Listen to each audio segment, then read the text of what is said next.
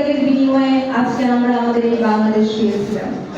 একই সাথে স্মরণ করছি নির্যাতিত সকল মা বোনদের, যারা তাদের নিজের জীবন উৎসর্গ করেছিল, সম্ভ্রম হারিয়েছিল।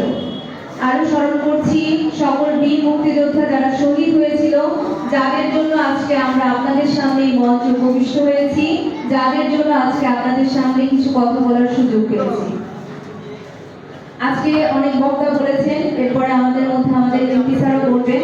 শুধু দুইটি বা কয়েকটি কথা বলতে চাই। প্রথম কথা বলতে চাই, স্যারকে অসংখ্য ধন্যবাদ। অনেক বক্তাই বলেছেন যে সোনাতলা সারিয়াকান্দি আসনে স্যারের নিজের বাড়ি সারিয়াকান্দিতে, কিন্তু স্যারের নির্বাচিত হওয়ার প্রায় 1.5 মাস হয়েছে। 12ই ফেব্রুয়ারি আমরা একটি সুষ্ঠু নির্বাচন এবং একটি কম্পিটিটিভ নির্বাচনের মাধ্যমে স্যার আজকে তার আসন অলংকৃত করেছেন তার নিজের যোগ্যতায়।